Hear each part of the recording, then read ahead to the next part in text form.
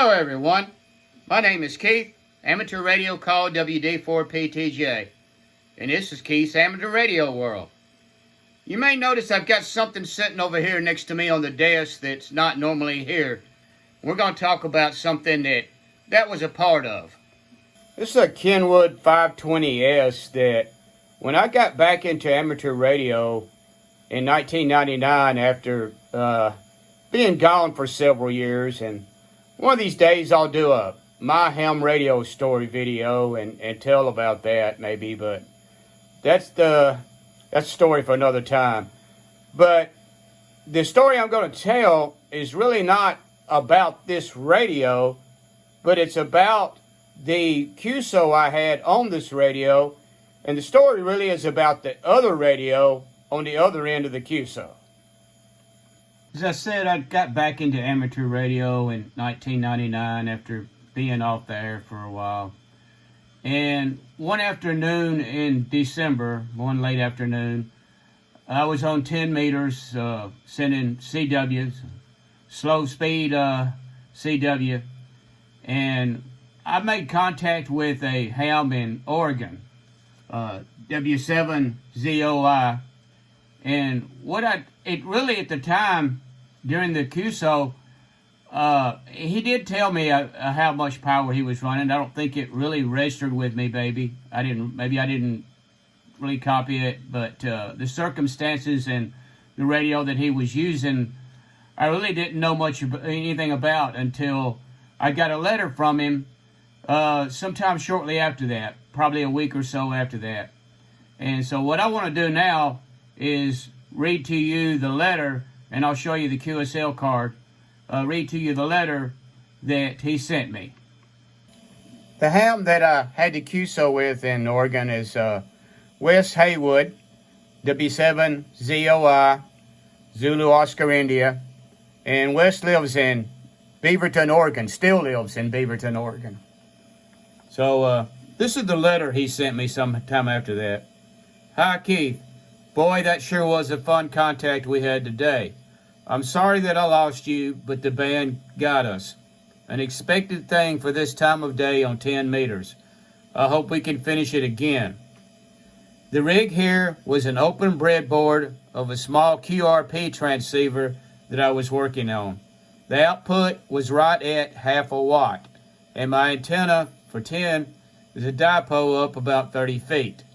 It was crystal controlled, with the same crystal oscillator serving as the LO for the receiver, a simple direct conversion design using a NE612 and an IM386. And here is what Wes put on a web page that he had back then that he doesn't, I don't find it on the internet anymore at this time. Every once in a while, we all have a really fun contact on the air, something that is completely unexpected. This happened to me this afternoon, December the 9th, as I was working on the breadboard of a small transceiver.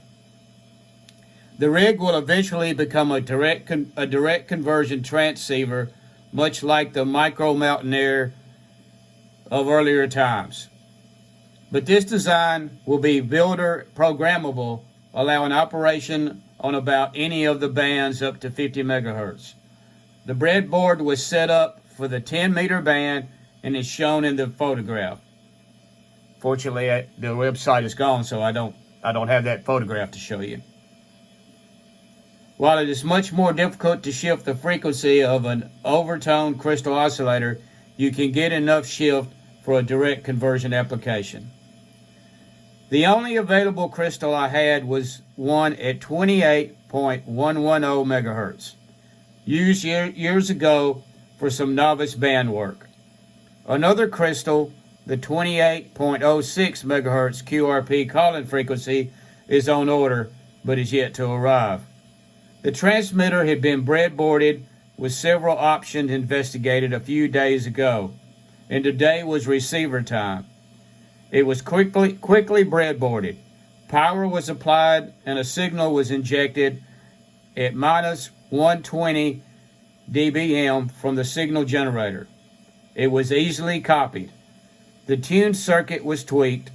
The generator was replaced with an antenna to produce noise, indicating that all was working as expected. I didn't really expect to hear much in the way of signals. This was the novice band. There are few of these fellows left anymore, having been replaced by no-code technicians. Of course, this was in 1999. Those with a Tech Plus will sometimes work the novice bands, but it is common to find the novice segment completely devoid of signals. As I listened, I noticed a bit of activity. A burst of digital data was perceived, although it was 10 kilohertz or so away from my frequency.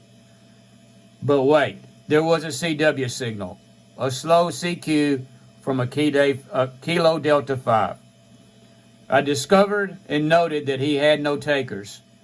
After another try or two, he or she left for greener pastures. But as he did, another signal appeared, now very close to my frequency. He was also calling CQ. I wondered, could I work him? The transmitter still had no key-in transistor. There was neither a TR switch, a transmit-receive switch, nor receiver muting, and certainly no side tone. But still, the fellow just kept calling CQ, and the signal was a solid 579.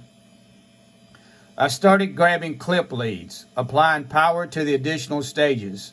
I ran and pulled an old hand key from the closet and attached it in between the plus 12 volt supply and the transmitter driver stage. There would be clicks, but at a half watt output, we really don't worry a lot for a short experiment. I attached the transmission line from the 10-meter dipole to the transmitter and hooked up the coax from another antenna to the receiver input. I put the oscilloscope probe on the transmitter antenna line to make sure that it was well behaved. The signal was still there.